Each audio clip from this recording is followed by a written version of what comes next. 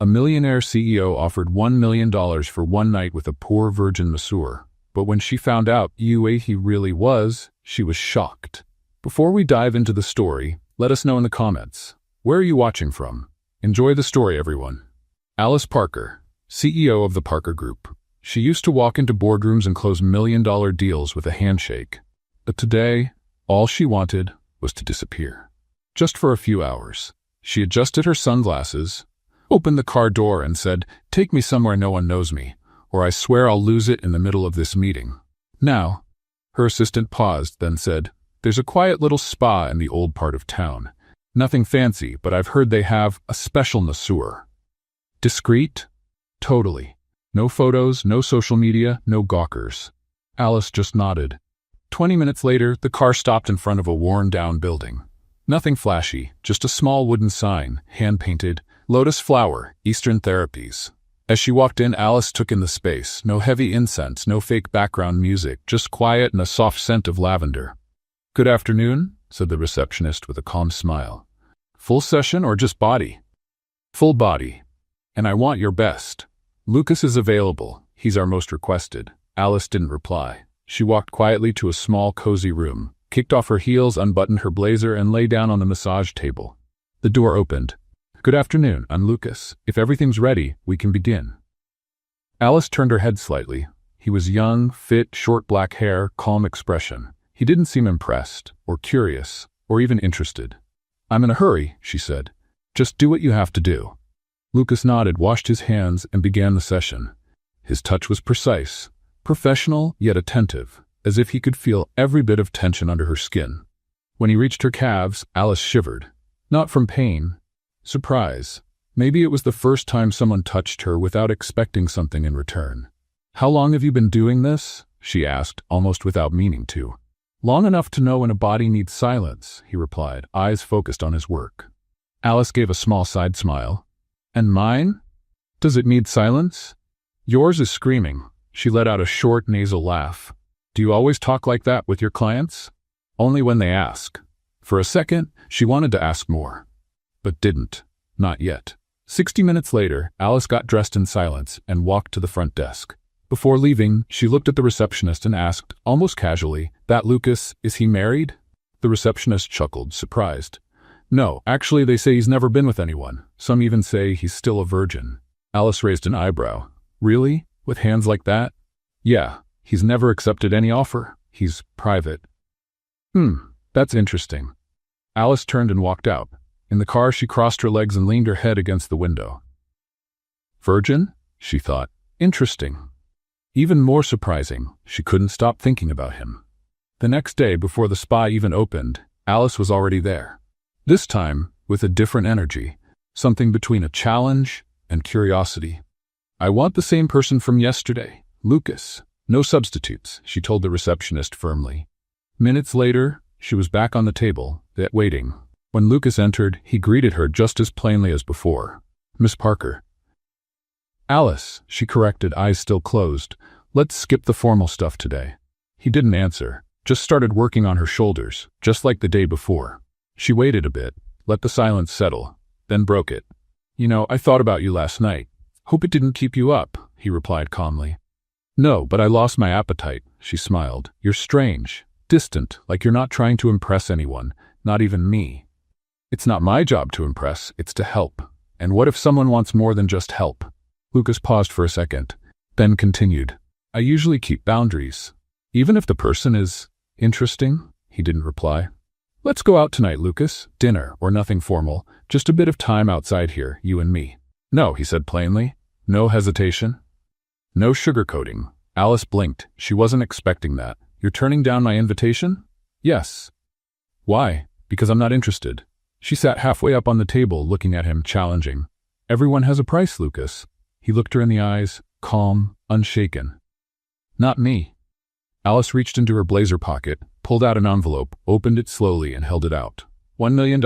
For one night. Just tonight. A hotel, total privacy, no follow-up, no messages, no contact. Lucas didn't even touch the envelope. He just looked at it. "Accept it, Lucas. It's just one night. No strings attached. Just desire." Then she slipped the envelope into the pocket of his uniform. You don't have to answer now. Just think about it. Lucas took his hands off her body. He looked at the pocket, then back at Alice. I've already thought about it. And? He gently took the envelope out of his pocket, placed it on the table beside him, and said, It's still no. Alice narrowed her eyes. There was something there, a quiet strength she couldn't quite name. You're turning down $1 million? I'm turning down the idea of selling myself. You're brave. No, I just don't want to wake up tomorrow feeling like I did something for money. She lay back down, staring at the ceiling. For the first time in years, she didn't know what to say. And that was interesting. Lucas went back to the massage. Neither of them said another word. But in that silence, something had shifted. That night, Alice didn't sleep. She tossed and turned, thinking about that firm, clear no. No one, absolutely no one, had turned down something she offered in the last 10 years. Especially not $1 million. By 7 a.m, she was already in the car. Lotus Blossom Spa again, ma'am? The driver asked, surprised. Yes, and step on it. She arrived before the spa even opened, waited outside, drumming her fingers on the steering wheel. When the receptionist arrived, Alice was already at the door. I need to speak to Lucas. It's urgent. He doesn't get here until 9, Mrs. Parker. Then I'll wait. And she did. For 2 hours. When Lucas finally walked in, Alice jumped up from the reception chair like a spring. You, she said, pointing at him. I need an explanation. Lucas stopped, looked at her for a moment, and replied, Good morning to you too. I'm not joking, Lucas. Neither am I. He walked up to the front desk. Marisa, has my first client arrived? Actually, the receptionist glanced at Alice. She's your first client. Alice crossed her arms. I want the same room as yesterday, now. She's not scheduled, ma'am, the receptionist mumbled. I don't care. Alice pulled out a $500 bill and placed it on the counter. I need to talk to him. Alone. Lucas sighed. All right, 20 minutes. In the room, Alice didn't lie down on the table. She stood facing him. Why did you turn me down last night? I already told you. No, you said you didn't want to sell yourself. But we all sell ourselves, Lucas. You work here, I pay. How is that any different? It is different. How? Lucas crossed his arms and leaned against the wall. I work because I choose to, not because someone bought me. Alice gave a dry, sarcastic laugh. How romantic and naive. Maybe. Then tell me, how much for one night? Seriously, how much? Nothing. Everyone has a price, Lucas. Mine's not for sale. Alice slowly moved closer to him until she was just inches away. 2 million. No. 5. No. 10 million, Lucas. $10 million. Lucas looked into her eyes. Was that sadness? Disappointment? Do you really think I'd change my mind just for more money? Everybody does. I don't. Alice clenched her fists. Her anger was starting to rise. Emery's right. Are you making a fool of me? No. I'm being honest. Honest? She took a step back, her voice rising.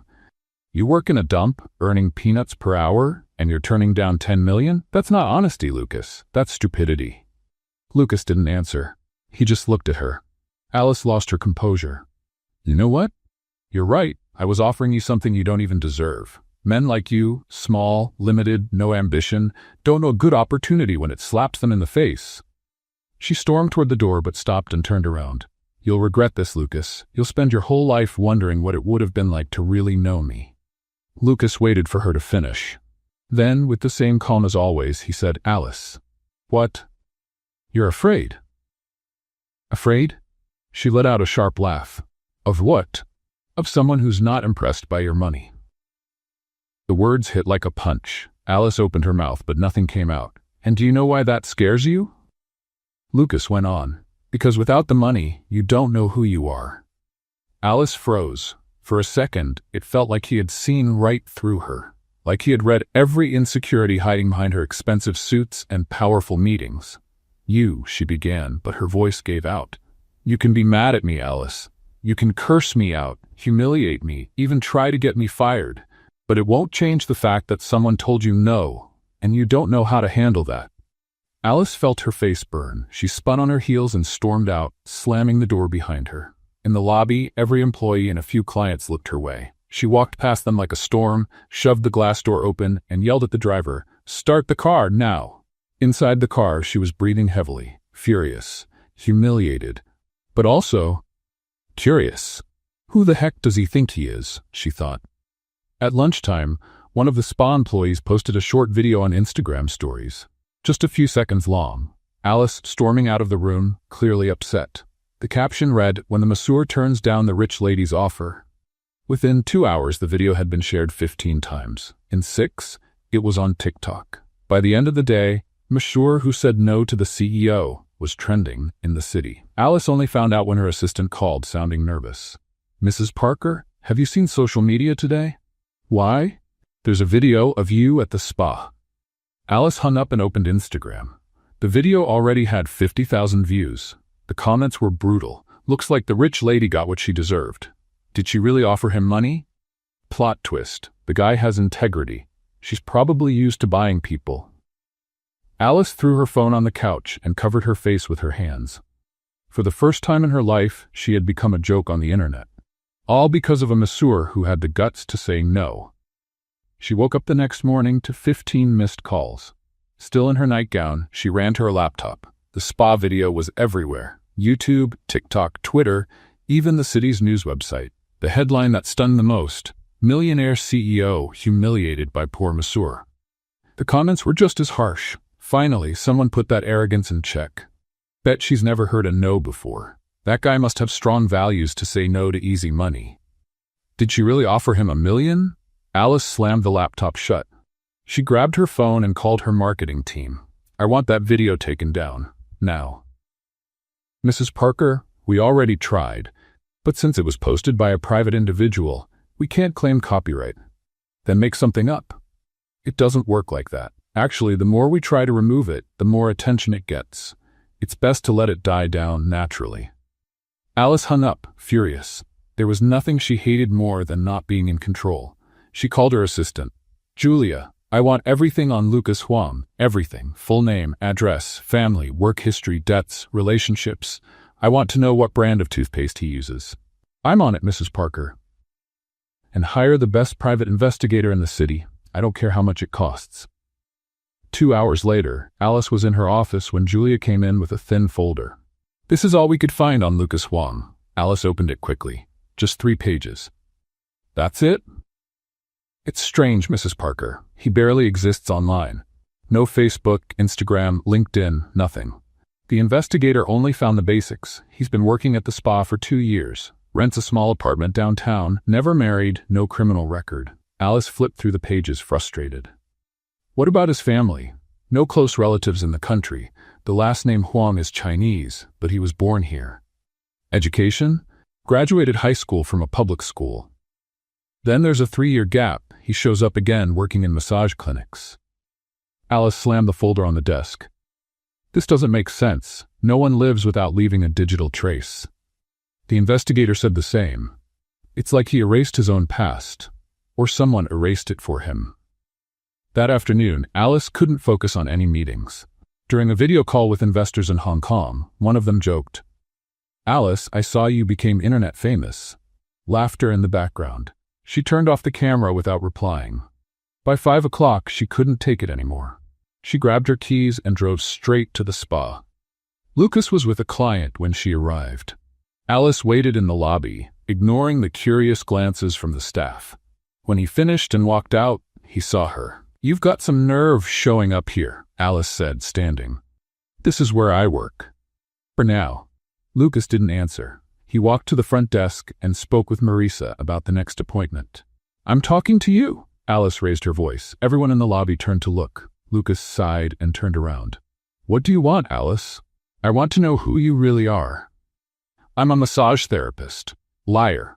She stepped closer, speaking softly but firmly. "No one acts, speaks, or looks the way you do and is just a neighborhood massage guy. Maybe your prejudices are showing."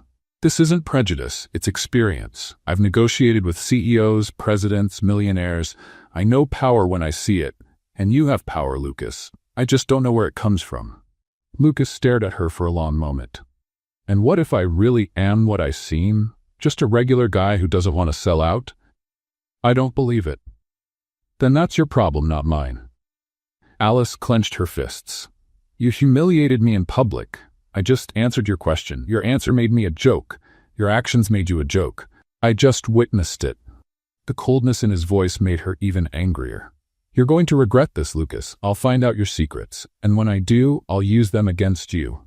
Find out what? That I work honestly? That I pay my bills on time? That I treat people with respect? No one is that perfect. I'm not perfect. I'm just not what you want me to be. Alice turned to the receptionist. Marisa, right? How much does he make here? Mrs. Parker, that's really not my... I'll double his salary if you fire him right now. The front desk fell silent. Lucas crossed his arms, watching. Alice, he said calmly, do you really think that's going to work? I'll triple it. Alice went on, ignoring him. 3 times his salary. You could hire 2 replacements and still have money left over. Marisa looked nervously between Alice and Lucas. Mrs. Parker, I can't make that decision alone. I have to speak to the owner. Then call the owner. He's traveling. I don't care. Call him. Now. Reluctantly, Marisa picked up the phone. She dialed and waited. Mr. Chen, sorry to bother you. We have a situation here. She explained briefly. There were a few pauses, clearly listening to instructions. Then she hung up. Well? Alice asked, confident. He said. Marisa glanced at Lucas. Awkwardly, he said, if you want to fire Lucas, you'll have to buy the whole spa. Alice blinked. What do you mean? Mr. Chen said Lucas is the most requested professional. Half the clients come here just for him. Firing Lucas would be like shutting down the business. Alice's smile slowly faded. How much is the spa? Mrs. Parker. How much? Marisa swallowed hard. It's not for sale. Alice stood still for a moment, processing, then turned to Lucas. You planned this, didn't you? Made yourself indispensable on purpose. Or maybe I'm just good at what I do. At that moment, a man in a suit entered the lobby. Tall, broad-shouldered, looked like a security guy. Mrs. Parker? Yes? I'm Eduardo from your corporate security team. I need to speak with you. It's urgent. Alice gave Lucas one last look. This isn't over. It never was, he replied, calm. Alice followed Eduardo out to the parking lot. What's so urgent? Eduardo pulled a photo from his pocket. It was an old, slightly faded picture. It showed Lucas, dressed in an expensive suit, standing next to an older man in front of a business building. Where did you get this?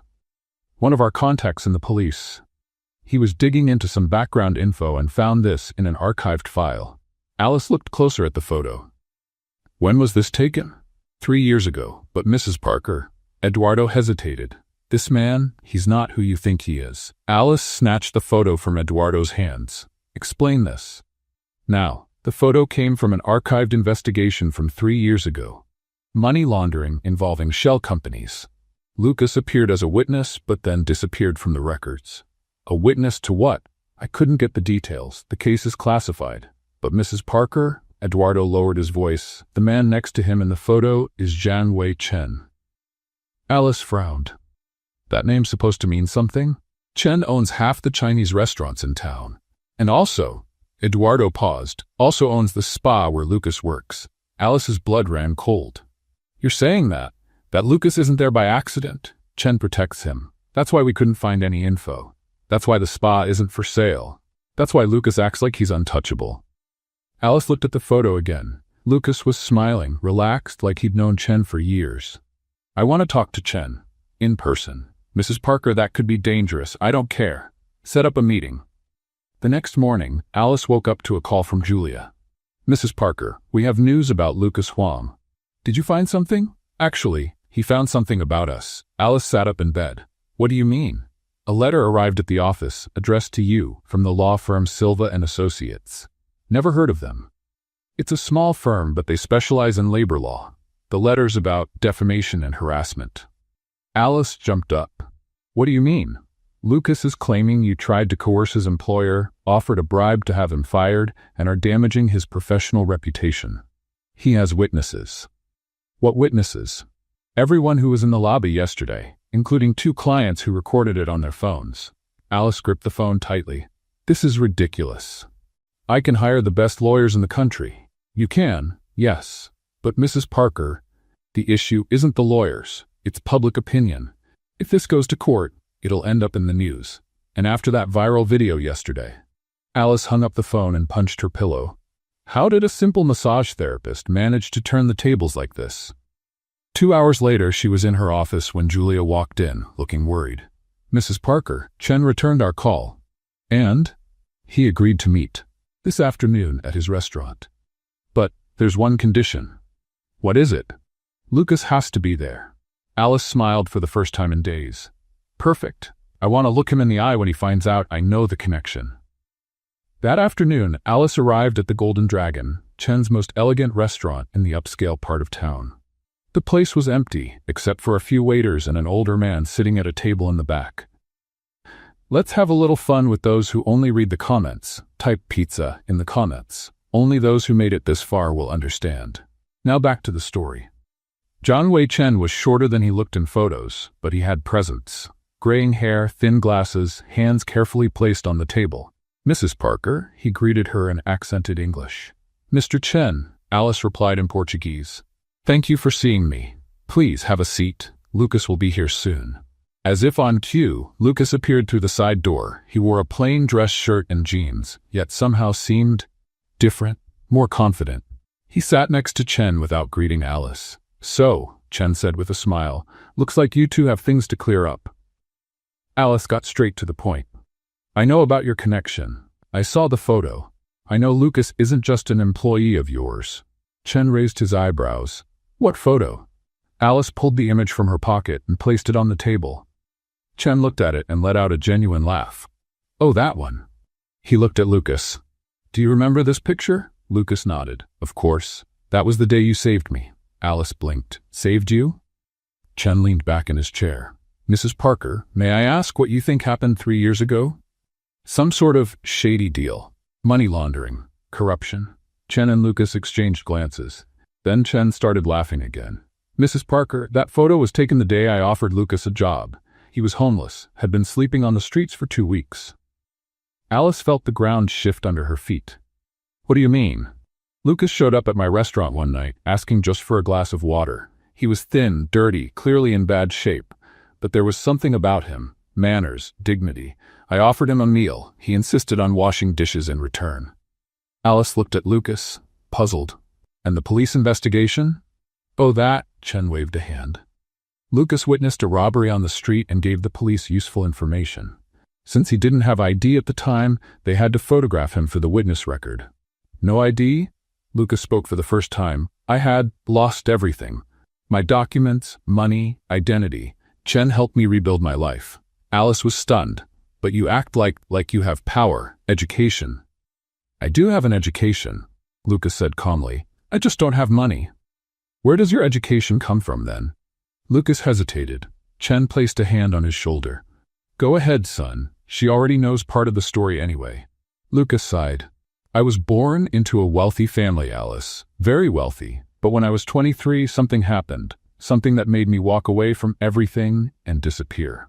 What was it? That is personal. Alice leaned in across the table. So you are from a rich family. I was. Now I'm just Lucas, the massage therapist Chen rescued from the streets. Chen poured tea for the 3 of them. Mrs. Parker, may I ask you something? Of course. Why are you so interested in Lucas? Alice opened her mouth, but no words came out. For the first time, she didn't know what to say. He challenged me. No one ever said no to you? Exactly. Chen nodded, understanding. And that bothers you because... Because... Alice paused. The answer was right there, but hard to say out loud. Because maybe I'm not used to people who don't want something from me. Silence at the table. Mrs. Parker, Chen said kindly, may I give you some advice? I'm listening. Lucas isn't a challenge to be conquered. He's a person to be understood. And understanding people takes patience, respect, and humility. Alice looked at Lucas. He wasn't looking at her with anger or judgment, just curiosity. You really don't want anything from me? She asked plainly. Not in the way you've been offering it. What would be the right way? Lucas thought for a moment. Honesty.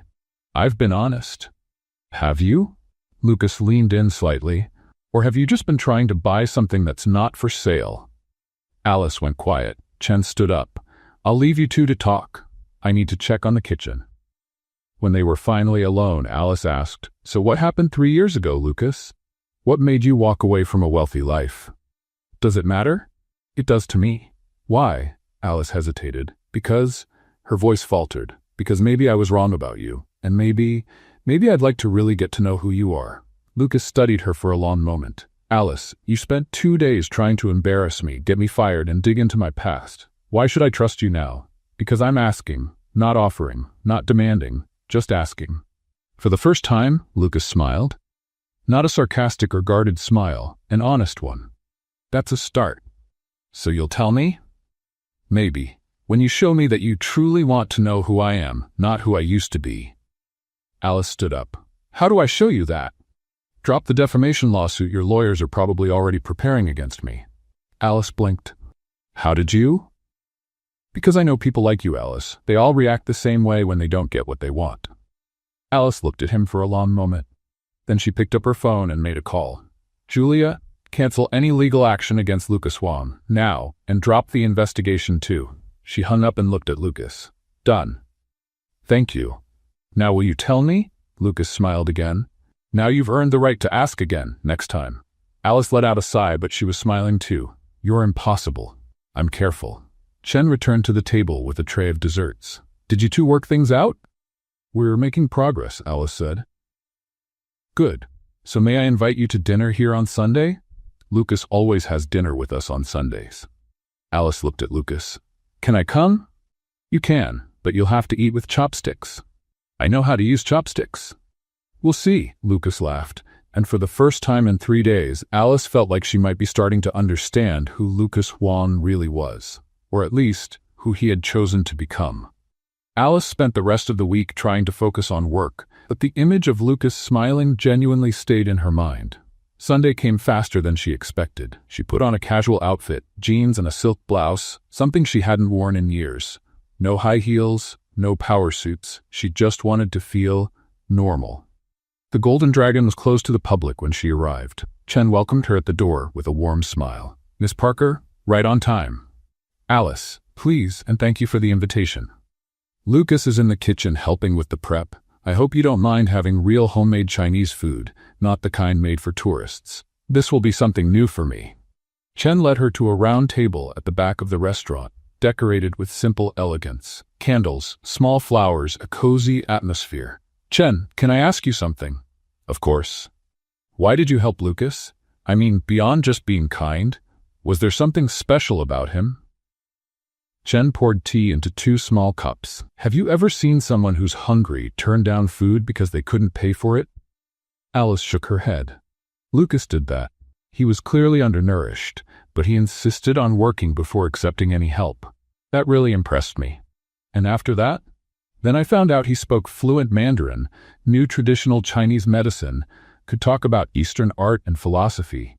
It was like he was born in China, not here. Alice raised an eyebrow. Did he study all that? Maybe. I never asked, but from the first day I knew he wasn't just some guy going through hard times. Just then, Lucas appeared carrying a tray with several small dishes. He was wearing a simple white shirt and dark pants, but there was something different about him. He looked more relaxed, more himself. Hope you're hungry, he said, placing the dishes on the table. Chen always makes too much.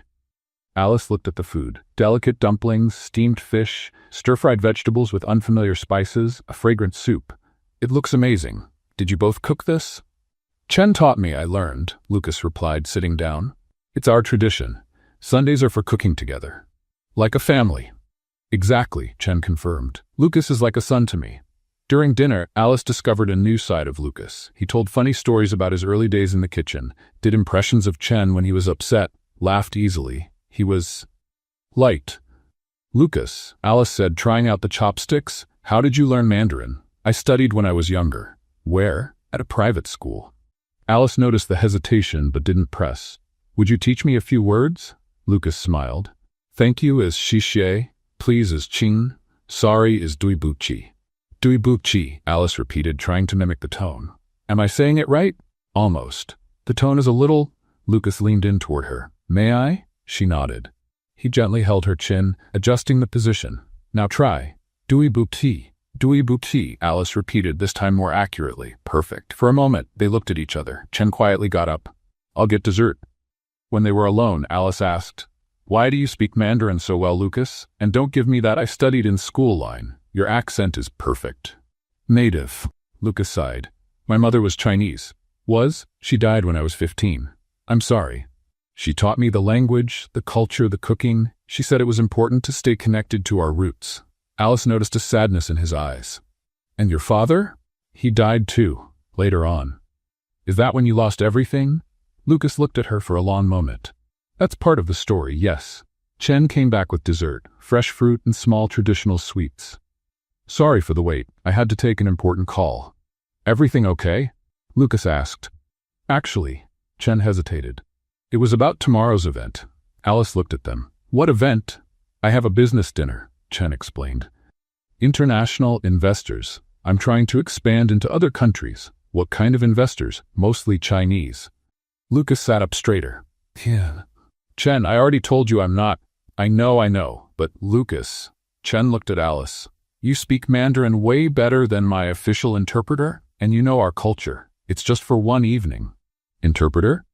Alice turned to Lucas. You work as an interpreter? Sometimes I help Chen with simple translations. Nothing official. Simple? Chen laughed. Mrs. Parker, you should see Lucas in a business meeting. He doesn't just translate, he understands cultural nuances, reads between the lines, knows when someone's not being honest. Alice leaned forward, interested. Really? Chen's exaggerating. I'm not. Remember Mr. Wu last month? You realized he was lying about the numbers before I even suspected. What numbers? Alice asked. Lucas looked uncomfortable. He was inflating the ingredient costs to justify a higher contract price. How did you figure that out? He changed his tone when mentioning specific amounts. That's common when someone's not being totally honest. Alice looked at Lucas with growing admiration. Where did you learn that? Experience. What kind of experience, Lucas? Before he could answer, Alice's phone rang. It was Julia. Sorry, she said, answering. Hello? Mrs. Parker, sorry to bother you on a Sunday, but we have an emergency. What kind of emergency? Tomorrow's meeting with the Korean investors. The official interpreter just canceled. The flu. Alice felt her stomach tighten. The meeting was crucial for a $15 million expansion. We don't have a backup? We tried 3 agencies already. It's a holiday weekend in Korea. All the good interpreters are booked. Alice looked at Lucas, who was talking quietly with Chen. Julia, give me 10 minutes. I'll take care of it. She hung up and turned to the table. Chen, about that business dinner tomorrow? Yes. Is it by any chance at the Hyatt Regency? Chen and Lucas exchanged surprised looks. How did you know? Because I also have a meeting there, with Korean investors, and I just lost my interpreter. Lucas straightened up. What kind of meeting? Parker Group expansion into the Asian market, $15 million in initial investment. Chen whistled softly. That's a big meeting, very big. And if I can't communicate properly? Alice looked at Lucas.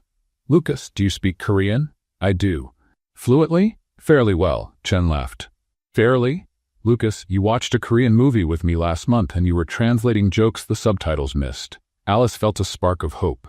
Lucas, would you consider helping me? What do you mean? Be my interpreter. Just for one night. I'll pay well, of course. Lucas shook his head. Alice, it's not about money. Then what is it about?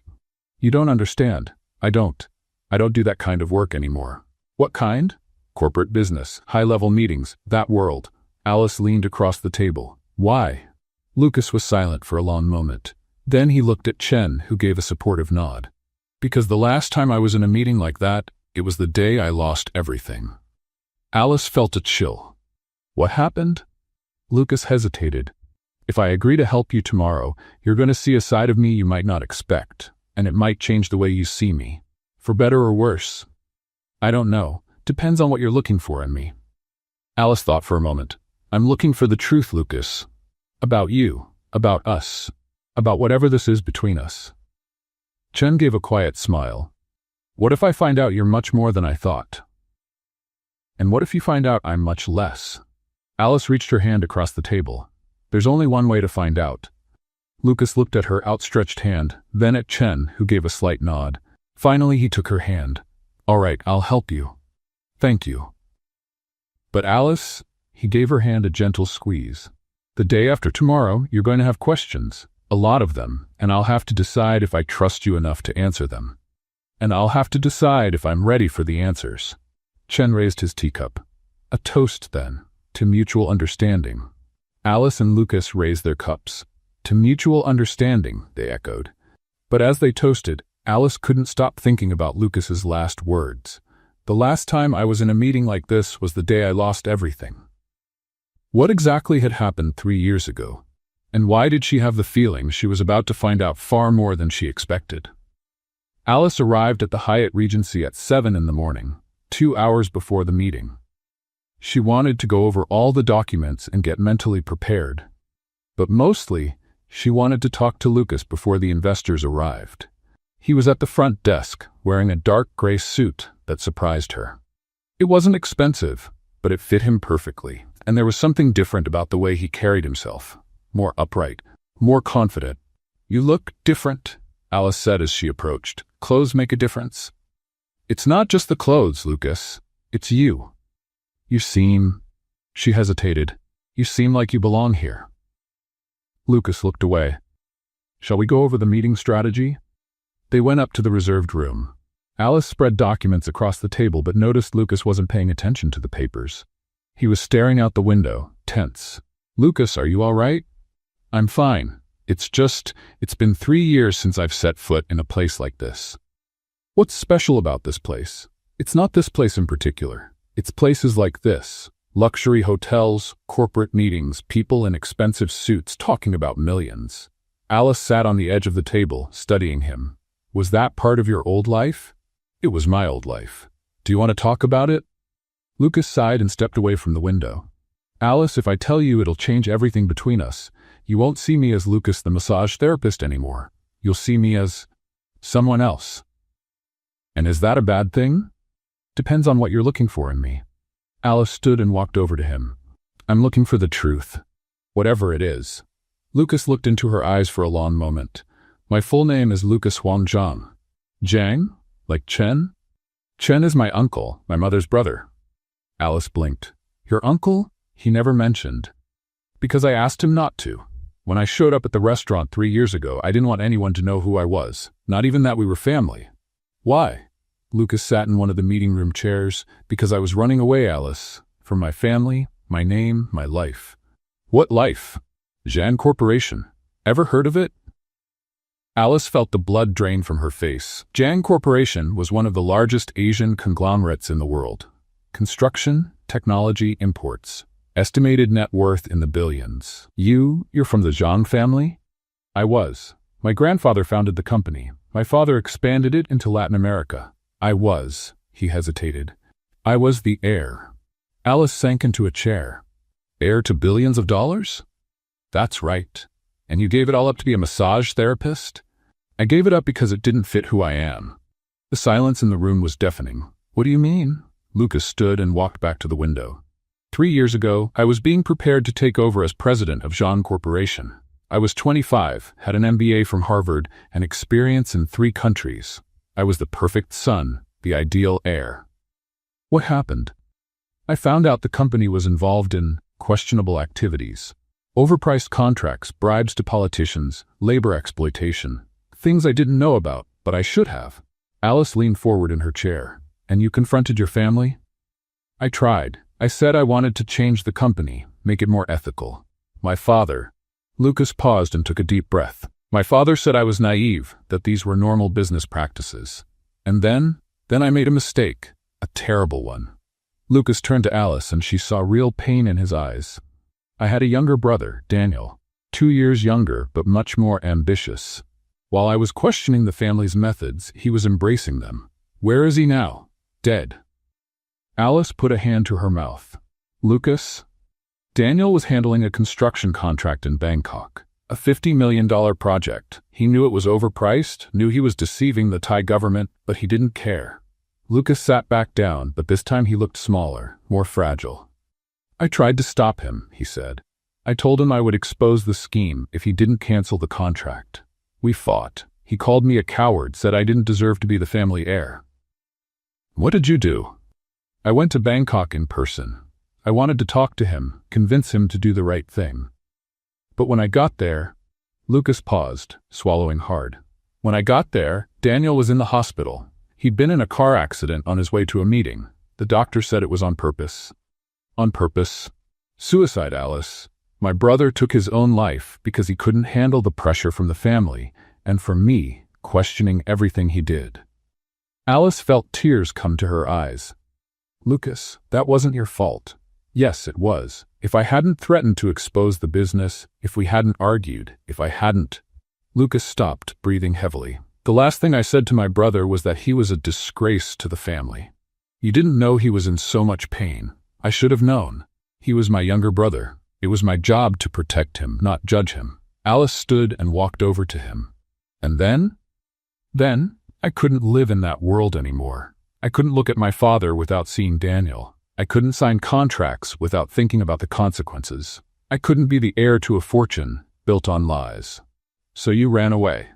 I did. I only took some personal documents and disappeared. No money, no credit cards, no contact with anyone. I wanted the Zhang family to think I was dead. And did they? Lucas gave a bitter smile. My father officially disowned me 6 months later, told the press I was mentally unstable and no longer part of the family. And you? You never tried to go back?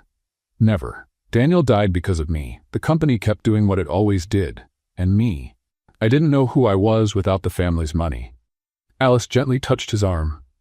Is that why you became a massage therapist? Chen suggested it. He said I needed to learn how to use my hands to heal, not to harm. And Eastern therapy taught me that sometimes touching someone gently can do more than $1 million deal. They sat in silence for a few minutes. Then Alice asked, Do your parents know where you are? No. And they can't know, Alice. If they find out I'm alive, that I'm here, they'll try to bring me back, and I can't go back to that life, even if it means never seeing your family again? Chen is my family now. And maybe. He looked at her. Maybe a few people who see me as Lucas, not as Zhang. Just then, Alice's phone rang. It was Julia. Miss Parker, the Korean investors arrived early. They're waiting in the meeting room. Alice looked at Lucas. Are you ready for this? I don't know. It's been 3 years since I dealt with people like that. You want to back out? I can try to find another interpreter. No. Lucas stood up, adjusting his suit. I promised I'd help you. And maybe it's time I use my past experience for something good. Lucas? Yes? Thank you for trusting me. Thank you for not running away when you found out who I really am. Alice smiled. The day's still young. They both laughed, and for a moment, the tension eased. Shall we? Alice asked. Let's go. But Alice, if at any point during the meeting you notice I've changed, that I seem like a different person, don't be scared. When I'm negotiating, I become the old version of myself. And that's bad? Depends on whether you'll still love me after seeing that side of me. Alice stopped in her tracks. Love? Lucas realized what he'd just said and blushed. I meant, if you'll still respect me. No. Alice stepped closer to him. You said love. That's what you said. Lucas looked into her eyes. I did. Why did you use that word? Because, he hesitated, because I think that's what's happening to me. I'm falling in love with you, Alice, and I'm afraid that once you see me in action, once you remember who I used to be, you'll change your mind about us. Alice held his face in both hands. Lucas Zhang, or Lucas Wang, or whatever name you choose, I'm falling in love with you too. And nothing I see today will change that. They kissed right there in the hotel hallway, a long, deep kiss, full of unspoken promises. When they finally pulled apart, Lucas smiled. Now I'm ready for any meeting. Even if it's with people who might recognize you. Especially if it's with people who might recognize me, because now I know who I really am, no matter what's in my past. And who is that? I'm the man in love with Alice Parker. The rest is just details. Alice walked into the meeting room beside Lucas, still feeling the trace of his kiss on her lips. 3 men in dark suits stood respectfully as she entered. Gentlemen, thank you for coming. I'm Alice Parker, CEO of the Parker Group. The oldest of the 3 stepped forward. Miss Parker, I'm Kim Jae-sung, representing the Hanwha Group. These are my colleagues, Park Min-jun and Lee Dong-wook. Lucas quietly took his place beside Alice. This is Lucas, our interpreter for today. Kim greeted Lucas politely, but Alice noticed a spark of curiosity in his eyes. Does Mr. Lucas speak Korean fluently? Lucas replied in perfect Korean. Kim smiled, clearly impressed, and answered in the same language. Alice didn't understand a word, but she could tell they were enjoying the exchange. What did he say? She whispered to Lucas. He complimented my Korean and asked where I learned it. I told him I studied in Seoul a few years ago. The meeting formally began. Alice presented the Parker Group's numbers, expansion plans, and profit projections. But what truly impressed her was Lucas. He didn't just translate, he interpreted. When Alice said something that might come off too strong for Korean culture, Lucas softened it. When the investors asked technical questions, he explained things Alice hadn't even thought of. They're concerned about return on investment in the first year, Lucas translated after a quick exchange among the Koreans. But they also want to know about the company's social responsibility. That's just as important to them as profit. Alice looked at Lucas, surprised. She hadn't prepared anything on social responsibility. Tell them the Parker Group is developing a sustainability program, she improvised. Lucas spoke to the investors, but Alice noticed he said more than she had suggested. What exactly did you say? I said you're committed to building a solid social responsibility program, and that you'd welcome their ideas on how to do it in a culturally appropriate way for the Asian market. Brilliant, Alice thought. He had turned her lack of preparation into a chance for collaboration. The meeting went on for 3 hours. Alice watched Lucas with growing admiration. He read between the lines, noticed when someone was hesitant, and suggested strategic breaks. It was like watching a conductor lead an orchestra. When the meeting finally ended, Kim Jae-sung stood up with a satisfied smile. Miss Parker, we're very impressed with your company and with your interpreter. He said something to Lucas in Korean. Lucas replied briefly. What did he say now? He complimented our teamwork, said it's rare to see such good harmony between a CEO and an interpreter. Kim shook her hand firmly. We'll have an answer in 48 hours, but I can say things look very positive. After the Koreans left, Alice dropped into a chair. My goodness, Lucas, you were amazing. You did great too. We completely improvised. If it hadn't been for you, translating not just the words but the meaning. That's what interpreters are for. Alice looked at him, impressed. No, Lucas. Interpreters translate. You negotiated. You read people. You practically closed the deal for me. Lucas looked away, uncomfortable with the compliment. I just used some past experience. What experience? From Zhang Corporation? Yes.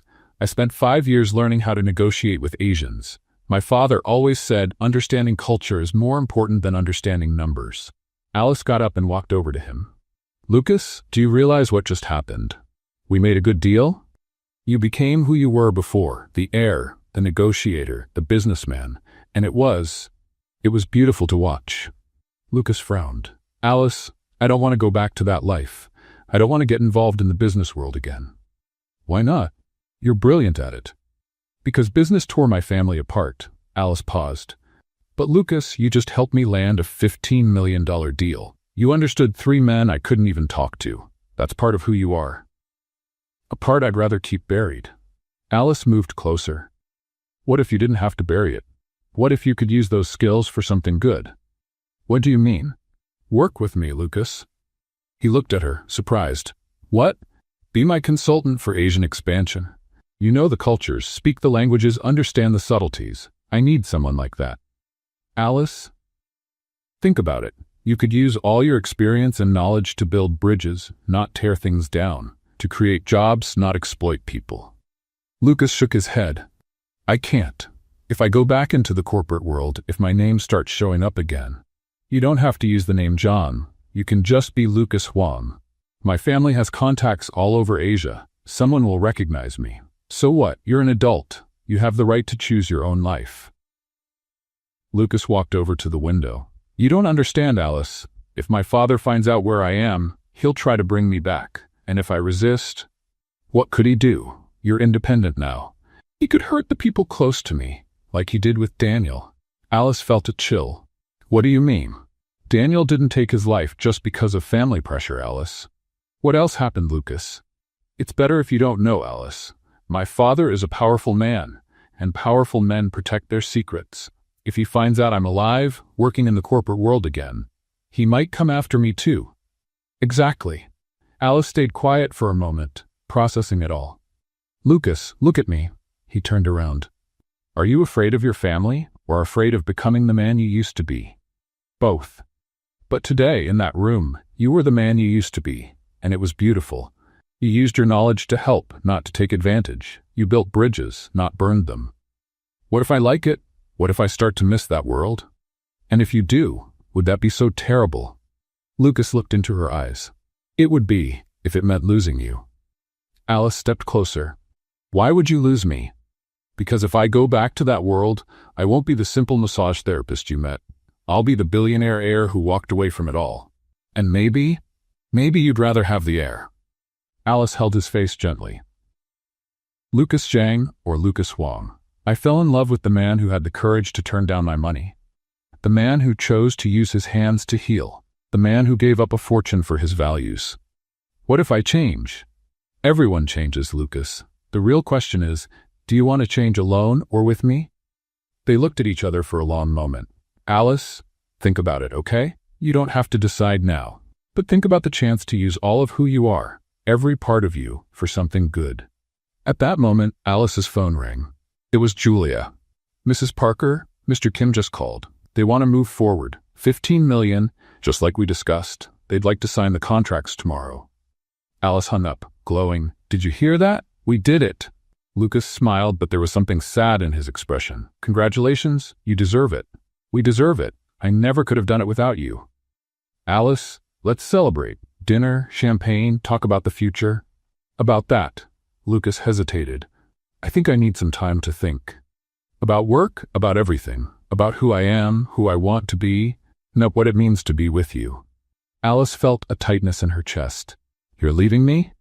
No, I'm just stepping back a little, to make sure whatever choice I make it for the right reason. How long? I don't know. A few days? A week? Alice nodded, trying not to show how much it hurt. All right, but Lucas? Yes? Just remember this, today you weren't the runaway heir. Today you were the man who saved my business, and who saved me too. Lucas took her hand and kissed it gently. Alice Parker, you're amazing, and I hope I'm brave enough to deserve you. He walked out of the room, leaving Alice alone with $15 million in contracts and a broken heart. Outside, Lucas stopped in the hallway, leaned against the wall, and took a deep breath. For the first time in 3 years, he had felt like the real Lucas Zhang, and that scared him more than anything. But it also made him feel alive again. The question was, did he have the courage to live?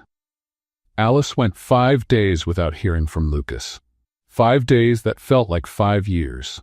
She tried to focus on work, on the contracts with the Koreans, on endless meetings, but her mind kept drifting back to him.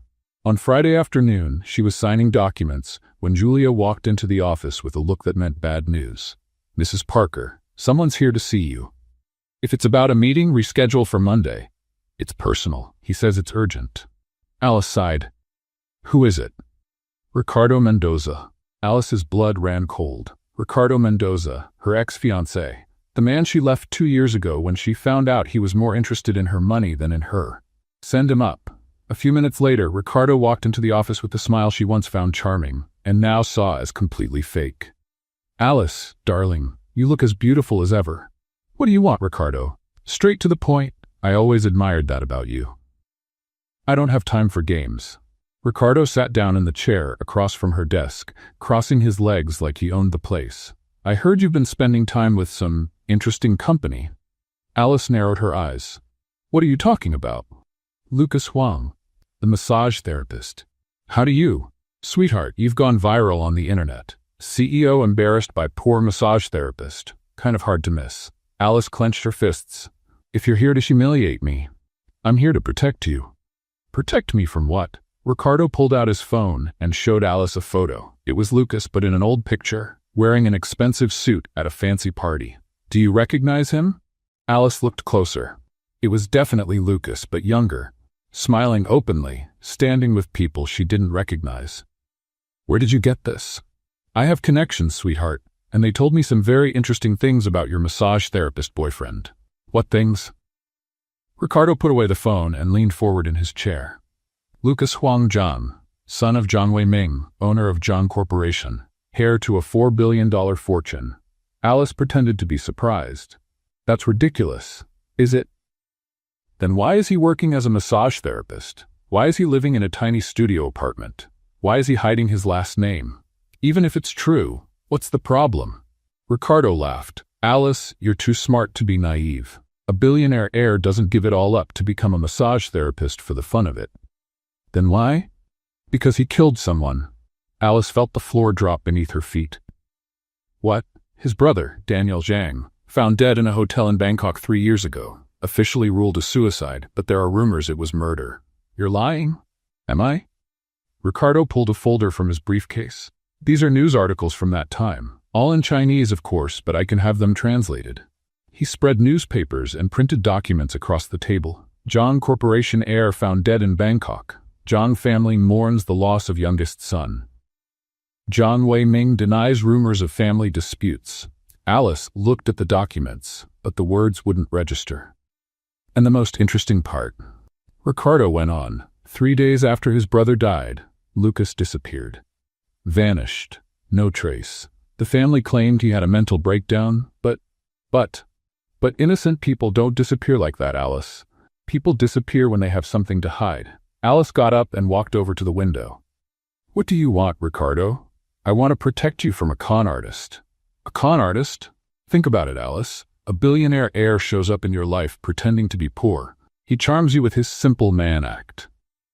Makes you feel special because he doesn't want your money, when in reality he has access to way more money than you do. Alice turned to face him. And what's the con? Getting you to fall in love, marry him. And then, well, accidents happen, especially to people who know too much about suspicious deaths. You're being absurd. Am I? Has Lucas ever told you about his brother? Alice hesitated. Lucas had told her, but not with the kind of detail Ricardo was hinting at. Has he ever explained why he really disappeared? Why a man with the best education in the world now works with his hands? Ricardo, I want you to leave. Alice, I love you. I've always loved you. I know things ended badly between us, but you cheated on me. It was a mistake, a moment of weakness. But it didn't change how I feel about you. Ricardo stood and walked toward her. Let me protect you, Alice. Let me help you find out the truth about Lucas before it's too late. Get out of my office. Alice, get out! Ricardo raised his hands in surrender. Fine, but think about what I said, and when you find out I was right, you know where to find me. He gathered the documents and left, leaving Alice alone with her doubts. Let's play a little game for those who only read the comments. Type Coca-Cola in the comments. Only those who made it this far will understand. Now, let's continue the story. That night, Alice couldn't sleep. She stared at the ceiling, going over every conversation she'd ever had with Lucas. Had he lied about anything? Had he left out something important? Daniel didn't just take his life because of family pressure, Alice. He did it because my father threatened him. That was Lucas's version. But what if there was another side? What if Ricardo was right? Saturday morning, Alice decided to go to the spa. She had to see Lucas, look him in the eye, ask the questions Ricardo had planted in her mind. She arrived at Lotus Flower at 9 a.m. Marisa was at the front desk. Mrs. Parker, what a surprise. Would you like to schedule a session? I need to talk to Lucas. Oh, Marisa hesitated. Lucas didn't come in today. What do you mean? He called on Monday and said he needed a few days off. He didn't say when he'd be back. Alice felt a knot in her stomach. Did he say anything? Leave a message? No, he just said. Marisa paused. Said what? He said he might not come back.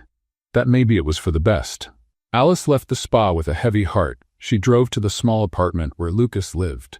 She rang the doorbell several times. Nothing. She asked the neighbor downstairs. That young man from 304? I haven't seen him in days, but I heard moving noises on Wednesday night. Alice rushed up to the 3rd floor. The apartment door was unlocked. She stepped inside. The place was empty.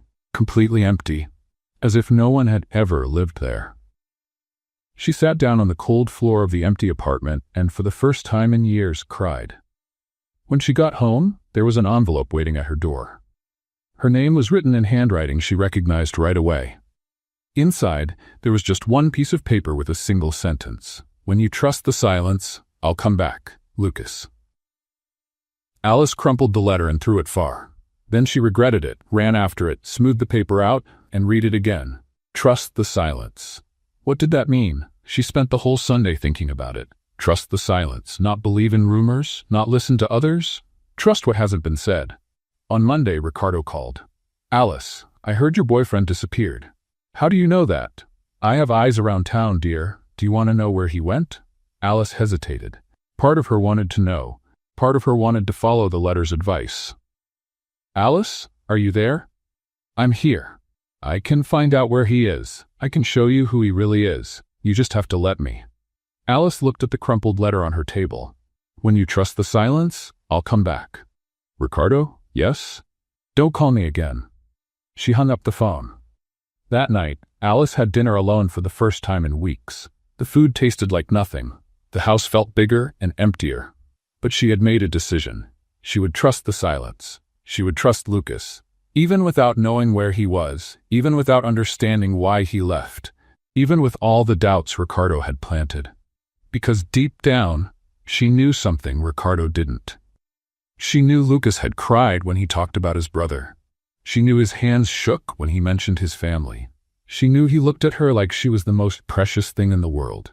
And people who pretend don't cry like that, don't shake like that, don't look like that. Lucas would come back. When he was ready, when he knew who he was and what he wanted, and she would be waiting, with or without silence. But most of all, with trust. On Thursday, 1 week after Lucas disappeared, Alice was leaving the office when her phone rang. It was an unknown number. Hello? Mrs. Parker?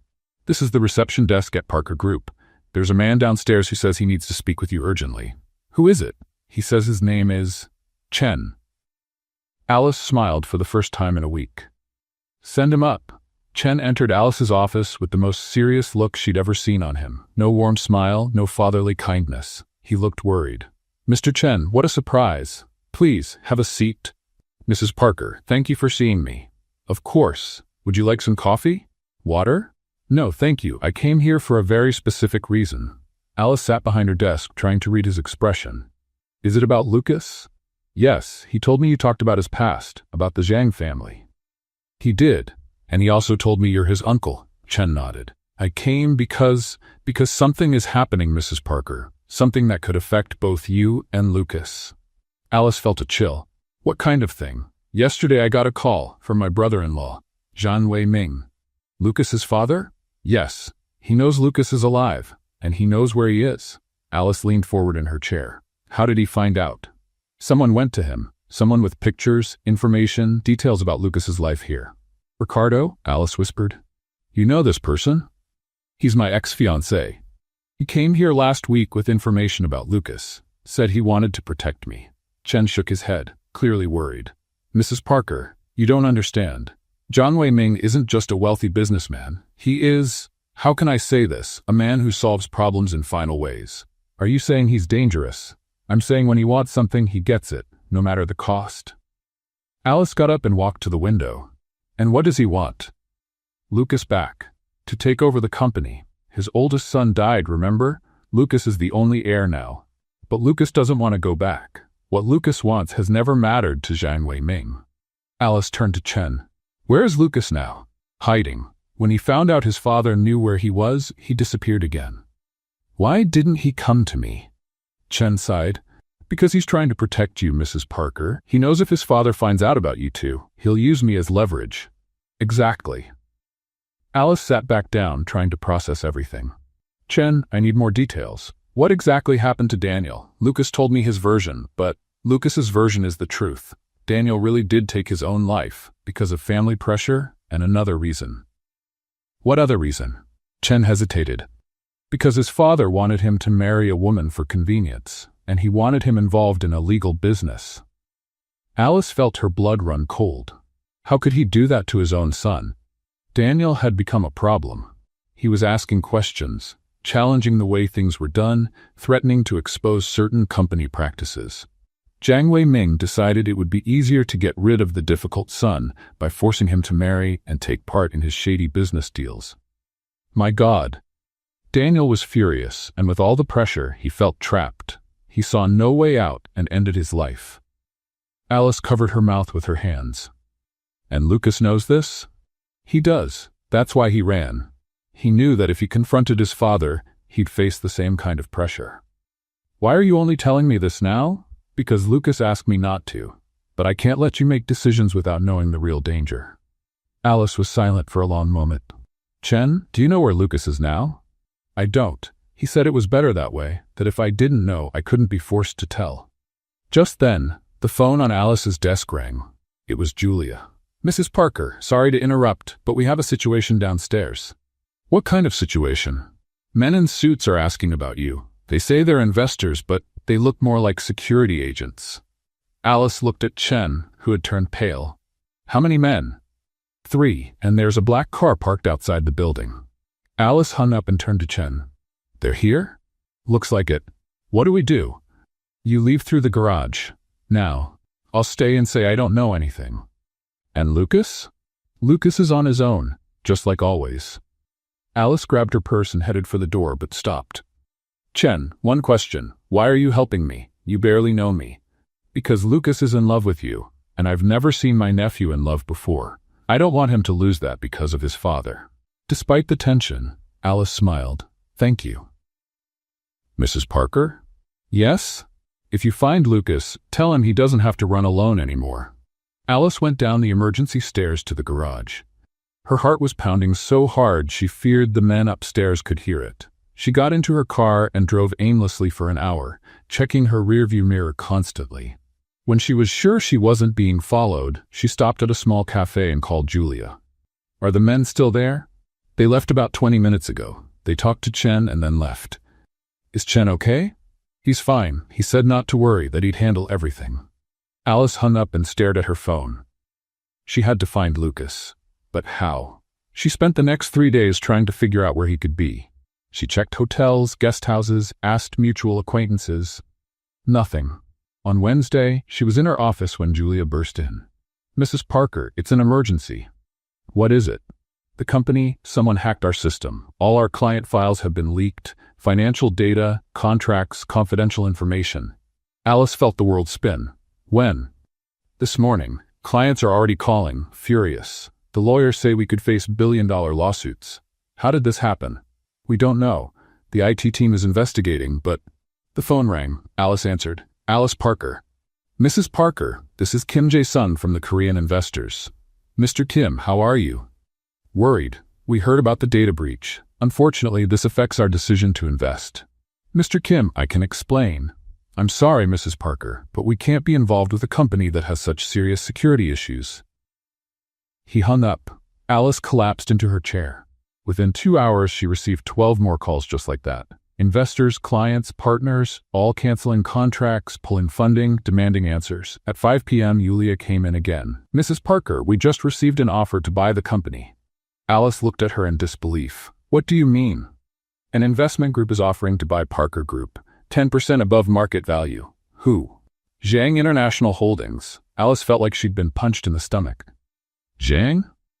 Do you know them? Alice didn't answer. She grabbed the proposal and scanned it quickly. It was generous. Too generous. Julia, leave me alone. Mrs. Parker, they want an answer by tomorrow. I said leave me alone. Julia quickly left. Alice stared at the offer, understanding exactly what was going on. Jiang Wei-ming had planned everything. The leak, the cancellations, the financial crisis, all of it to force her to sell the company to him. And she knew why. It wasn't about money. It was about Lucas. Her personal phone rang. Unknown number. Hello? Alice? She recognized the voice instantly. Lucas, where are you? That doesn't matter. Are you okay? I'm fine, but my company. I know. I saw the news. Lucas, it was your father, wasn't it? Silence on the other end. Lucas, Alice, I need you to accept his offer. What? Sell the company. Take the money and stay away from me. Never. Alice, you don't understand. He'll destroy everything you've built until you give in. Then let him try. I won't sell to him. Alice, no, Lucas, did you hear me? I'm not selling. Even if it means losing everything? Even if it means losing everything. Except you.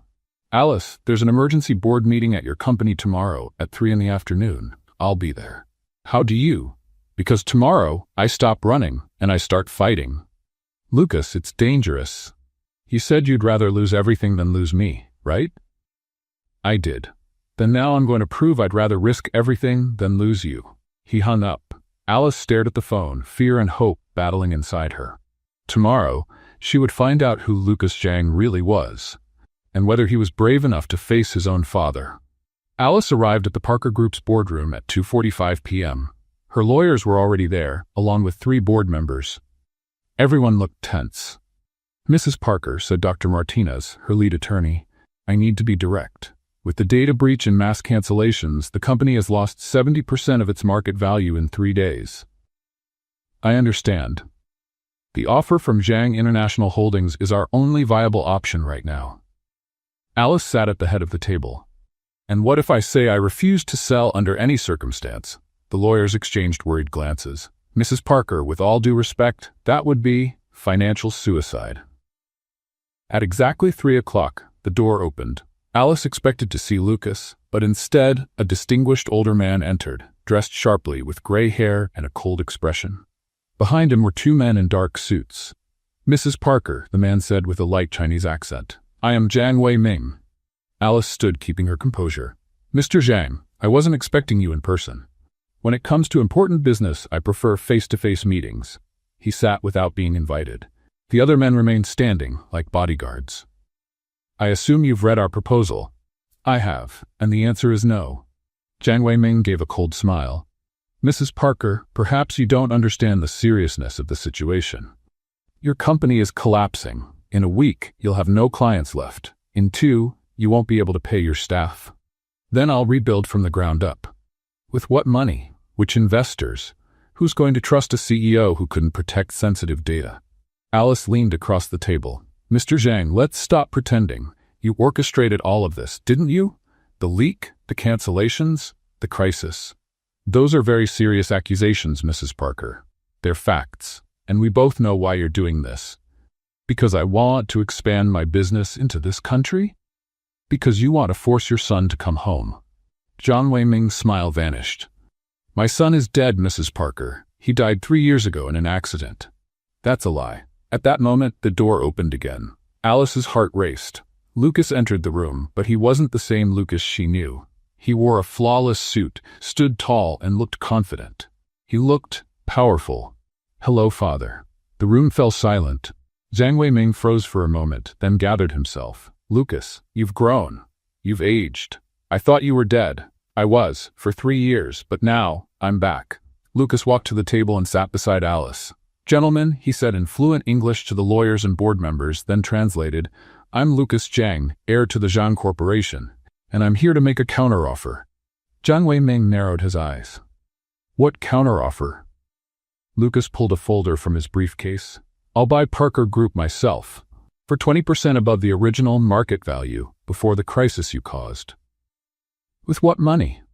"You're a poor massage therapist," Lucas smiled. "I'm heir to 40% of the Zhang Corporation shares that were never officially transferred because you never officially declared me dead." Jiang Wei-ming turned pale. "Those shares were frozen. By you, illegally. I filed a lawsuit yesterday to unfreeze them." Lucas opened the folder and spread documents across the table. "Here are the papers. My identity has officially been restored. The Chinese courts have released my assets, and I have enough money now to buy 10 companies like the Parker Group." Alice looked at Lucas, stunned. He was no longer the unsure massage therapist. He was the billionaire heir he had always been. "Lucas," Jiang Wei-ming said, his voice lower, "you don't understand what you're doing." "I understand perfectly. I'm saving the company of the woman I love and stopping you from ruining one more innocent life." "The woman you love?" Jiang Wei-ming looked at Alice with disdain. "She only wants your money, Lucas, like all the others." "Actually," Alice said, standing up, "I fell in love with him when I thought he had nothing. When I thought he was just a poor massage therapist." "How convenient." "Mr. Zhang," Alice interrupted, "I offered your son $1 million the first time we met. He turned it down. Then I offered 10 million, and he still said no. Do you know why?"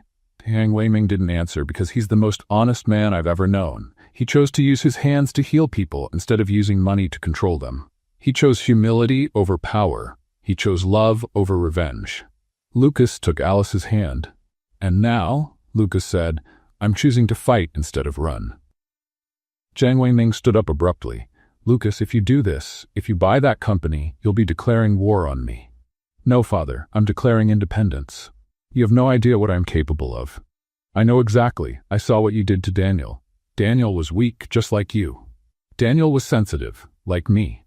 The difference is, I found someone who gives me the strength to be who I really am. Alice squeezed Lucas's hand. Mr. Zhang, she said, I accept your son's offer. I'm selling my company to Lucas Zhang. For 51%, Lucas added. Alice will remain the majority partner. Jiang Weiming looked back and forth between the two, furious. You have no idea who you're messing with. Oh, we know, Lucas said, rising to his feet. We're standing up to a man who puts business above even his own children. A man who crushes honest companies just to get what he wants. A man who mistakes fear for respect. Lucas. But father, Lucas continued, his voice steady but without anger, we're also standing up to a man who once taught me that family is sacred. Who took me fishing when I was 5. Who cried when my mother died. Jiang Weiming's eyes suddenly filled with unexpected tears. That man is still somewhere inside you. And when he's ready to talk to his son again, no threats, no manipulation, no power, I'll be here. Lucas headed toward the door, then paused. Oh, and father? Give back the money you stole from Alice's clients through that data breach, or I'll take it straight to the federal police. Jiang Weiming stood frozen in the middle of the room, suddenly looking very old and very tired. How did you know about the money? Because I know you, and because Chen told me about your methods. Chen? Jiang Weiming muttered. My brother-in-law was always loyal to you. He's loyal to family, real family, not the kind built on fear. Jiang Weiming turned to Alice. Are you sure about what you're doing, Miss Parker? Absolutely. I'm marrying a man worth more than all your money combined. Marrying? Lucas looked at Alice, surprised. Alice blushed. Well, assuming you're going to ask me. Lucas dropped the briefcase, got down on one knee right there in the meeting room, and pulled a small box from his pocket. Alice Parker, will you marry me? Knowing I'll use my fortune to build, not destroy? Knowing I'll still want to work as a massage therapist now and then because it reminds me of the man I chose to be? Knowing we'll have to deal with a complicated family? Alice laughed through her tears. Yes, yes, 1,000 times yes. Lucas slipped the ring on her finger and kissed her right there, in front of the lawyers, the advisors, and his own father. When they finally pulled apart, Jiang Weiming had sat back down, staring at the papers on the table. The ring? He said quietly. It was your mother's. I know, Lucas replied. Chen gave it to me. He said she'd want it to go to the woman who reminded me what truly matters. Jiang Weiming nodded slightly, still looking at the table. She'd be proud of you, Lucas. I know, and maybe someday you will be too. 2 months later, Alice and Lucas were married on a quiet, secluded beach. Chen was the best man.